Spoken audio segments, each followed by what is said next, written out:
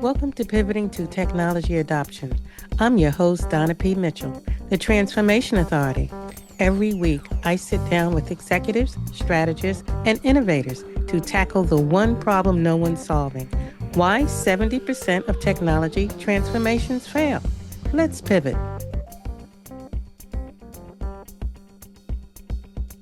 Good morning, good afternoon, good evening, and welcome to Pivoting to Technology Adoption.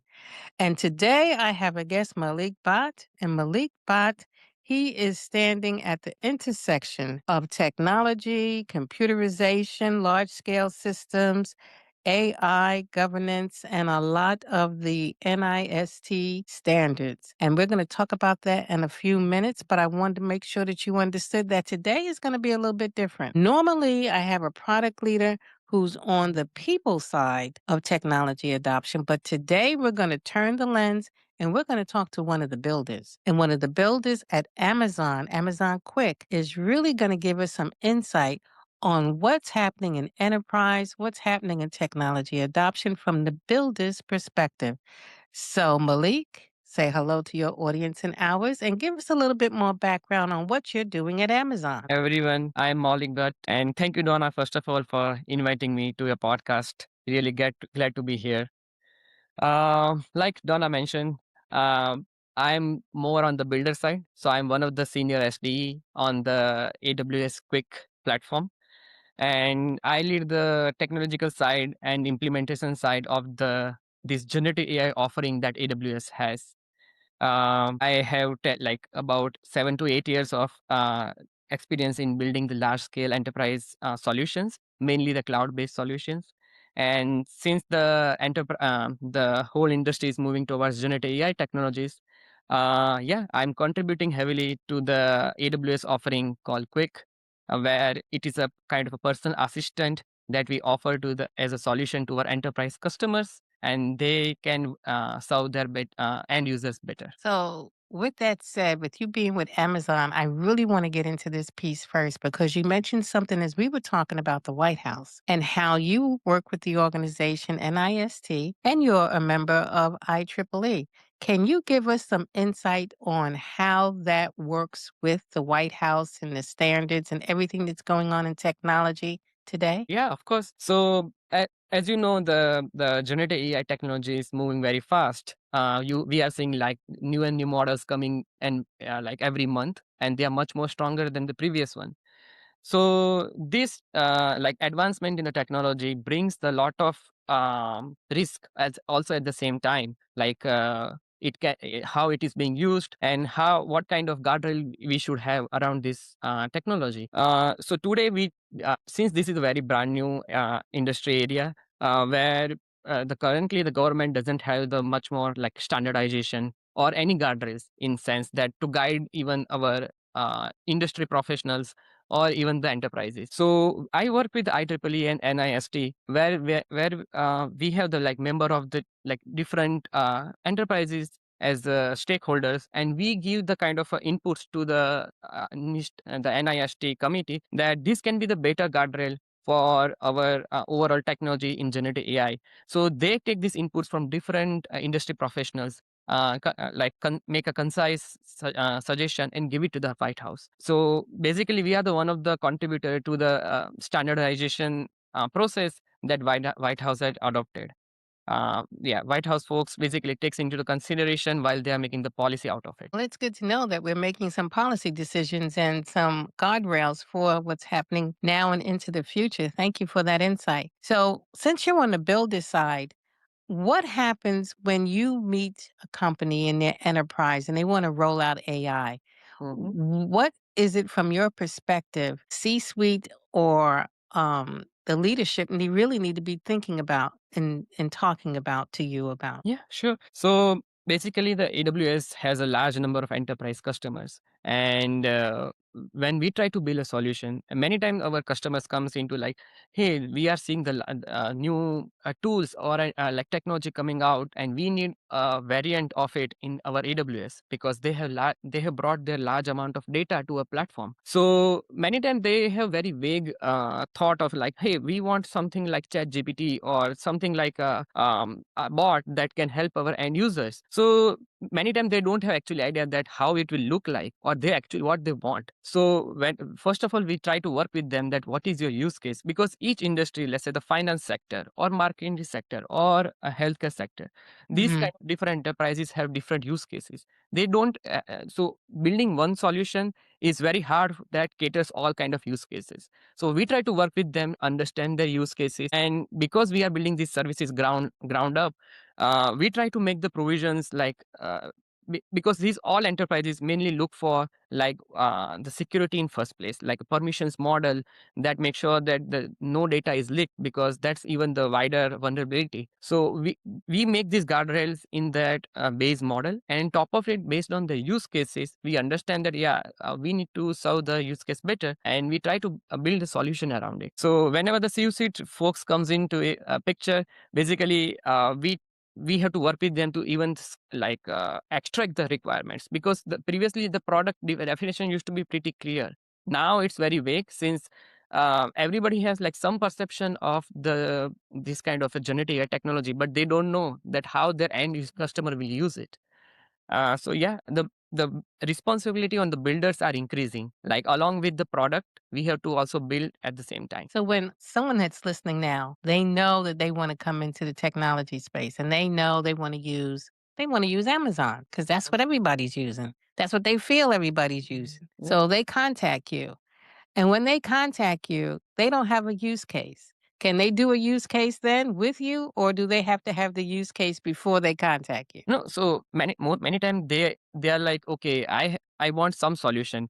So many times they come without use case. Then we try to understand their business model, and then we say, okay, your primary use case are these folks. Like these are your 70% of the customer base who is Hmm. looking for. So we try to help them understand that this is your use case, and we will build a appropriate solution for you. So yeah, even if you don't have use case, it's completely normal. Yeah.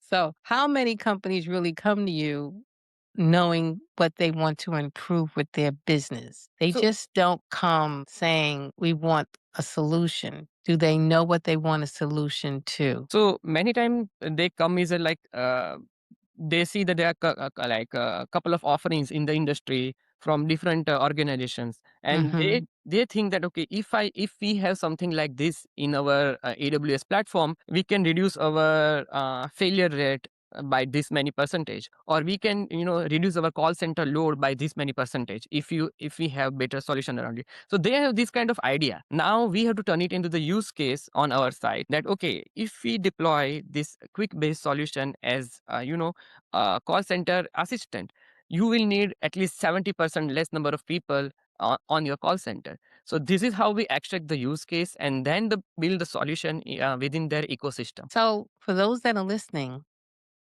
what trends are happening, let's say, in the healthcare? I have a lot of healthcare listeners. Okay. What trends should they be preparing for, or where do you find the trends and most success when working with your clients? Yeah. So, so many times before we go to our health, let's take a use case. Let's say I have some medical condition I want to get addressed to, but I want to first explore the option what is happening. So if you open up app nowadays, they have the like kind of medic assistant or something. You give bunch of symptoms, it will keep asking you lot many questions. Like based on that, it will perform like diagnosis based on the past cases that bot has seen, like the technology has seen, and it will try Hmm. to predict that this person needs medical attention right away, or we can work with him and try to observe the situation for longer, or we can prescribe some medication using the actual medical professional. So it will try to reduce the load on the system where there is no emergency. Let's say I have some headache, I try to work with it, and yeah, I get satisfactory answer like, hey, taking a Tylenol or ibuprofen will work, and we can wait for some time and then observe the situation. So many times this kind of diagnosis can happen beforehand, instead of going right away into the emergency or directly reaching out to the medical professional. So this is basically optimizing our services, where we can serve more customers with less number of medical professionals. Also, Thank the you. another side is for medical professional. Hmm.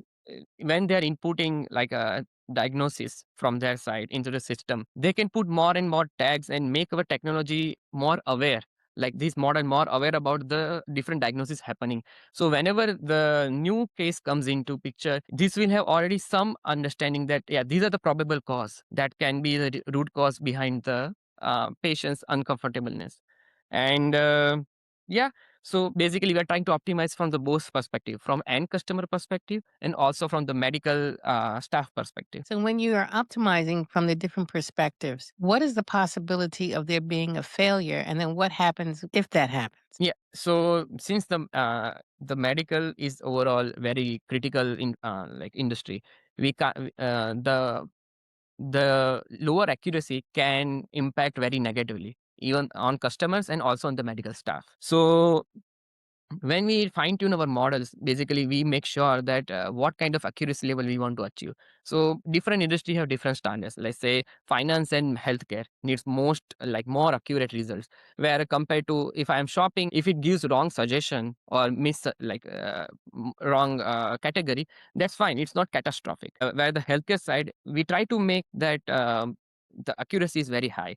To make the accuracy very high, we have to gather more and more information. So it will only spit out the final decision if it is confident about 99 or something percentage. Otherwise, it will try to work with the customer or medical staff and guide them that these are the possible paths forward. Try to work with the medical staff or, try to, it won't give you immediately the final answer that, yeah, you have this condition and you need to do this.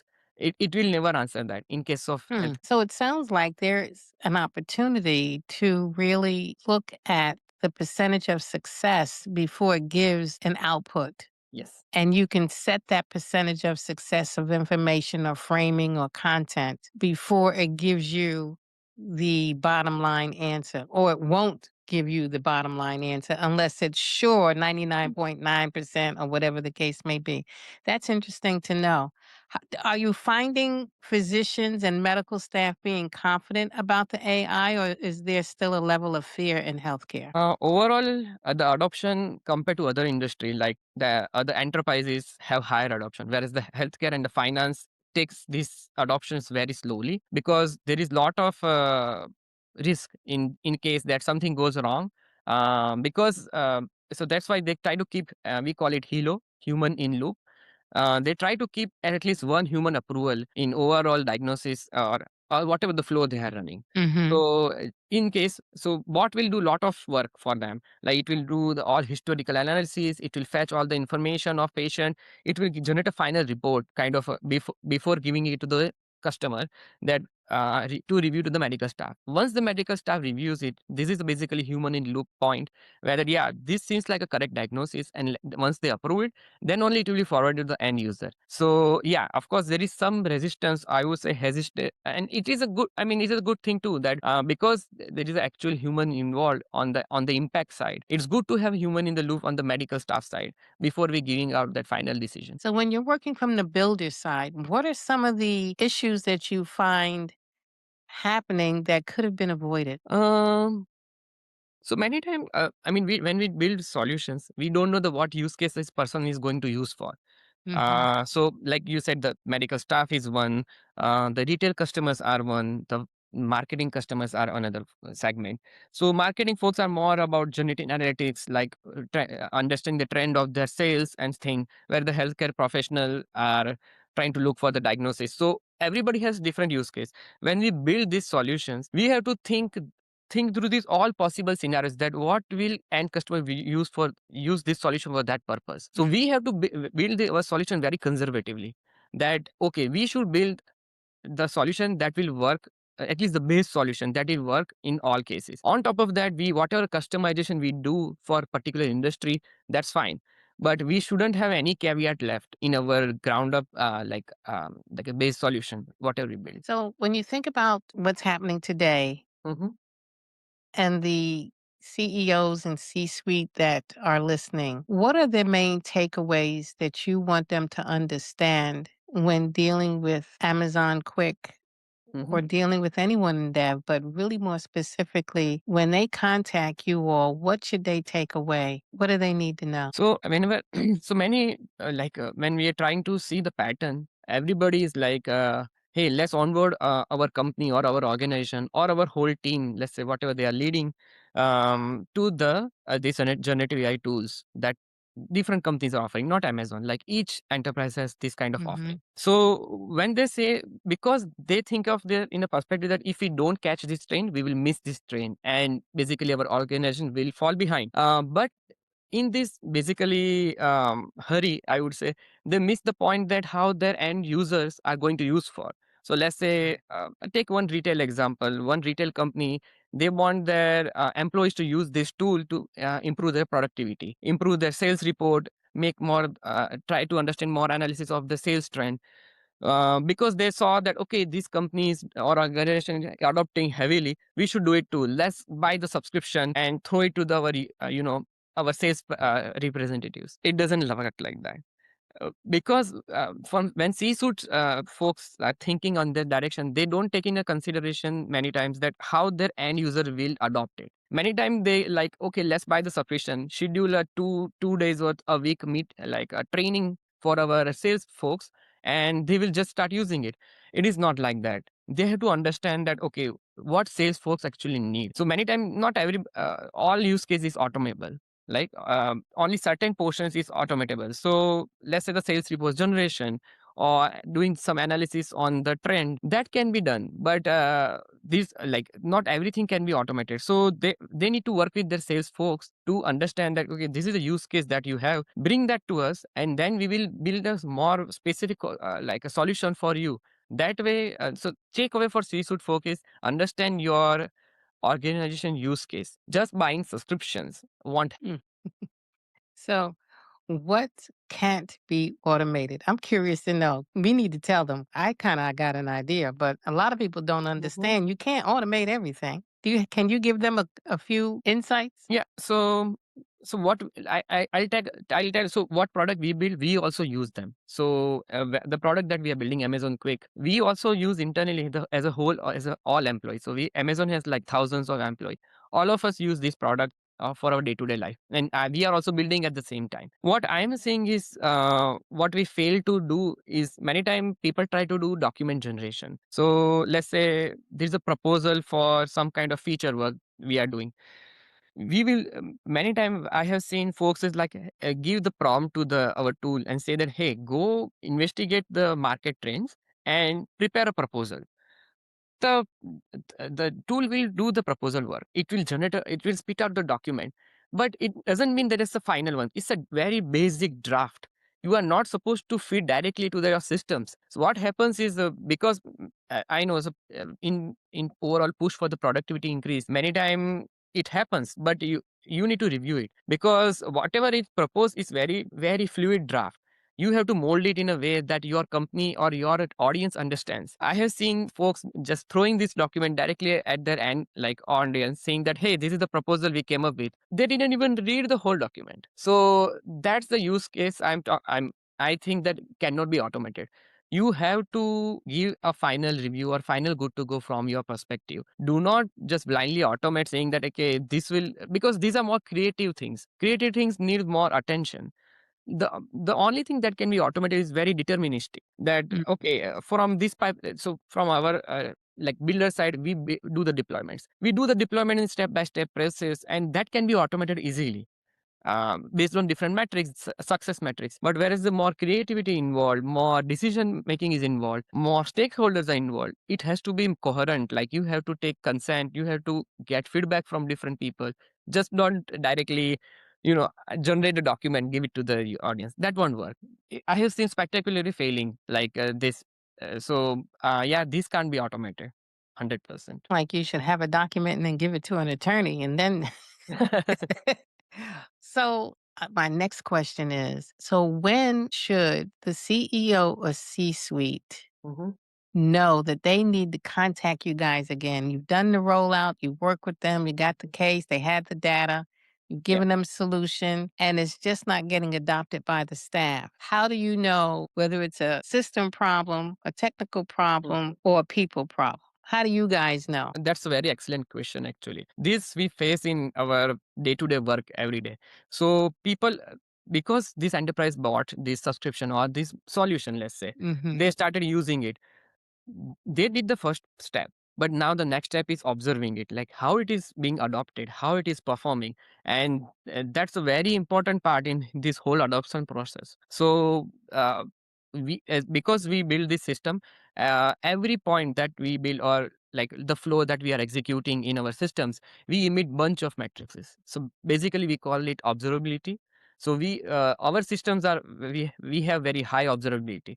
Like on our side, we can categorize that what are the failures that are happening from system side and what are the failures happening from the customer side. Many times the customers might have given wrong input or wrong prompt, or kind of malicious prompt that we reject, that can harm the systems actually. So this is kind of a metric that we emit to our end customers. So whenever the enterprise users or the C-suite folks, we expose a kind of a dashboard to them, that where we have this all the observability or all the analytics related metrics displayed over there. That will tell them that how their system solution is performing, how many times our AWS side of things are failing, and versus Mhm. how many times the customer side of things are failing. Also, on top of that, we have a kind of feedback loop. So when they say that this is a solution to their end users, so when the sales representative, let's say, working with this solution, they said, oh, this is not giving me the output that I was expecting.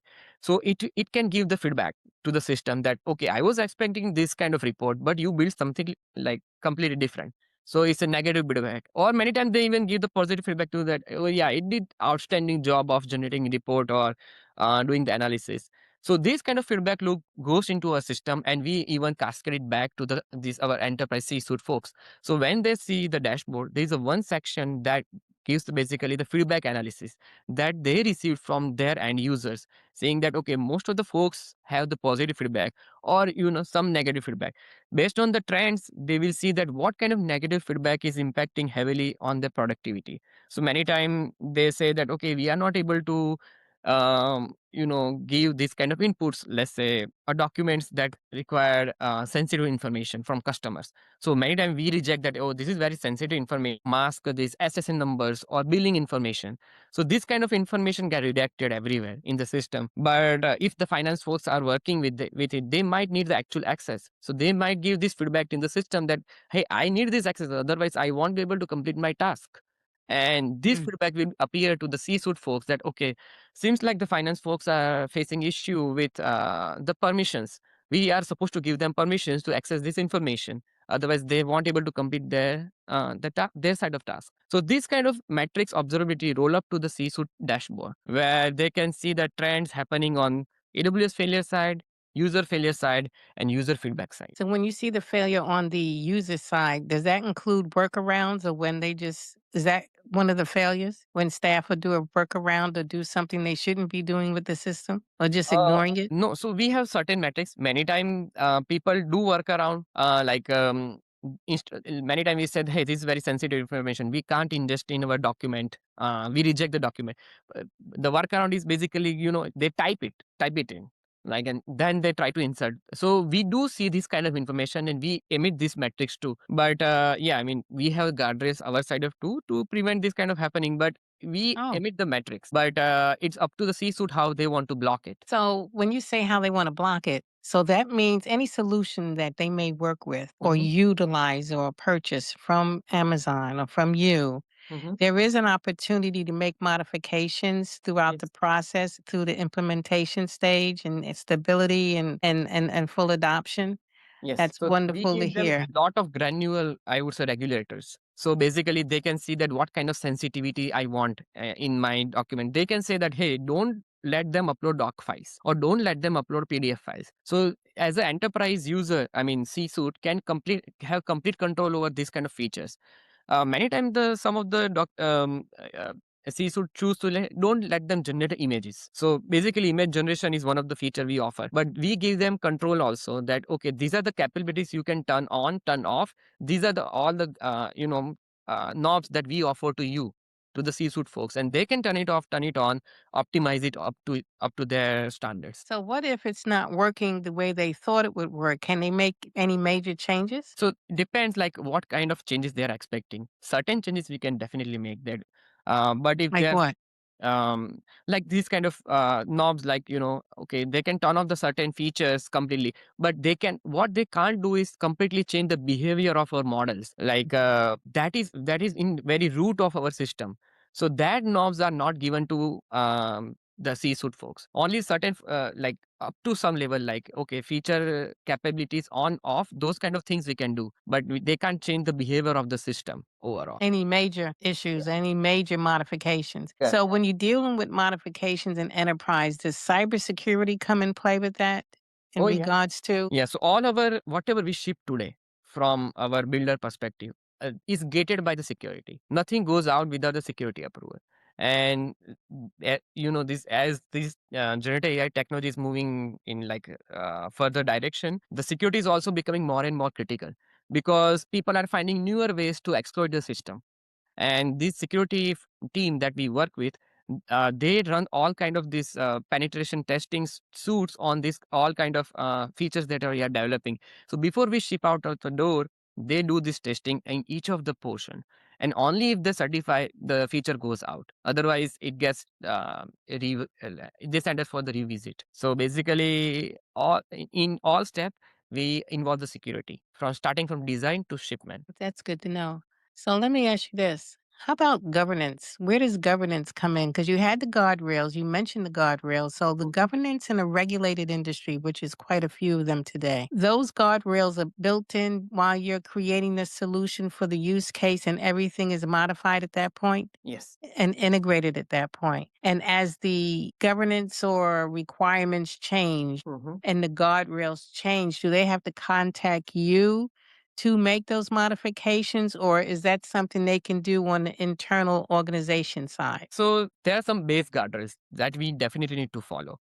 Like, so if you see even today, any generative AI model, it can be manipulated easily if you try to try different hacks. So we have some base guardrail in place. Like you can't have abusive language with the bot in the chat conversation. You can't have malicious links in the chat or input in prompt. So we have these base guardrails. On top of that, we give even further knobs to the C-suite folks or enterprise people that okay, if you want top of the block some some kind of URLs or some kind of words or some kind of dictionary, you can block it on top of it. So some governance we do. So on top of it, some governance we give the capability to the C-suite folks. And yeah, of course, there is if the new standards comes into picture, let's say by government at some point, basically, yeah, I mean, all our product folks are aligned with that. That if the new things comes into picture, we have to incorporate that in our base model, the base governance that we do. So yeah, I mean, I don't think, I mean, whenever government release new standards, they don't need to notify us because our product people are already on top of it. Hmm, it's interesting. So, based on what you've seen and observed, being on the builder side, Hmm. what is it that you've seen and it keeps you up at night? You're concerned about? Like everybody knows there's good, bad, and ugly going on. Hmm. And I guess what I want to know is what concerns you that you find to be really ugly? So as a builder perspective, because AWS offers very high availability in their system, so system has to be available all the time, regardless whatever the case is. The problem is with these large services that we build, there are a lot of moving services, like moving pieces. We depend upon like lot of another underlying services. So if any underlying service goes down or have impact on their availability, it cascade back to us. So what we what keeps our engineers at night awake at night is outages. Basically, outages are very critical in our cloud services, and it can easily cascade to roll up to our service because our service uses like wide range of underlying services. So you can think of it as like dominoes effect. If one goes down, it impacts other, and then it impacts up other, and it impacts other services. So from builder perspective, availability and outages are kind of a most critical one, and that keeps us on the toes. So, keeping you on your toes, what should enterprises or businesses be doing? What should they be prepared for, is what I'm trying to say, with the outages? And the only reason I think this way is Mhm. in the airline industry back in the day, if there was an outage or something went down, you still had to sell up seats. We had paper, we had something going on where we had an idea of availability. Correct. It was just something that we knew to do. And today's world, it seems like a lot of people in businesses really don't have a plan. Yeah. So Are they getting fallback plans or plans, when you go out? so when the availability drops, or let's say there is some outage in our underlying systems, so before we launch any of our services or feature, we call it a disaster recovery. So Okay. if there is a disaster in our system, how do we still serve our end customer, or what's the path forward we give to them? So overall, there are when it depends very heavily that what portion has gone down. But we try to simulate those outages beforehand before we launch these services to end customers. So when we do run the simulations on our side, we try to think that okay, if this piece went down, what are the other alternative path we can take it forward. So it may happen that underlying our we use one of the models for our generative AI answer, inference. If that model has gone down, we fall back to the previous model or any less capable models. So these kind of decisions we have put it in a place when we are designing our services. So just in case one goes down, we fall back to another one. If theirs goes down, we fall back to third one. But Hmm. it's not true in all cases. But certain things we can have control over. So we do this disaster recovery analysis beforehand. Okay. But there So is who? very less control to the end customers, by the way. There is Okay. nothing much they can do. No, there's not much. So who's your ideal customer? Well, so first of all, ideal customer is basically ourselves. So because this is the solution that we also adopted in our company too, as a Amazon too.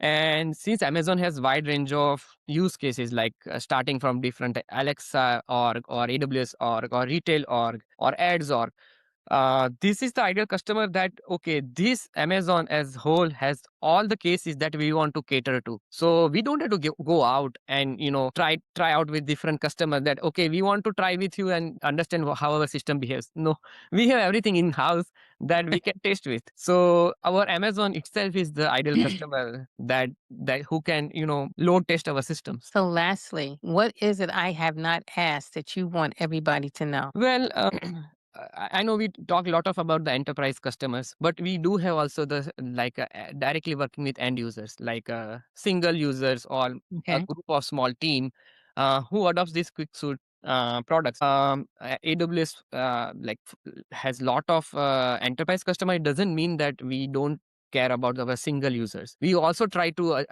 like understand their use cases. So many times the let's say the universities or the students who are using the AWS platform for their prototype building or for the innovations. Um, so what I would like to give in one sentence that embrace the technology. Many times I have seen people being hesitant that okay, if we bring this technology it can do this, or even the enterprise are kind of hesitant many times that okay, if we give this capability to our end users they can do this kind of exploitment. So don't think this as an enemy. AI is your like a companion. Use it, embrace it as much as possible, because industry is moving in that direction one way or other way. You have to adopt it either today or tomorrow. So I would say adopt as soon as possible and learn and embrace. I like that because at the end of the day, there's good, bad, and ugly, but I feel that AI overall will enhance who you are.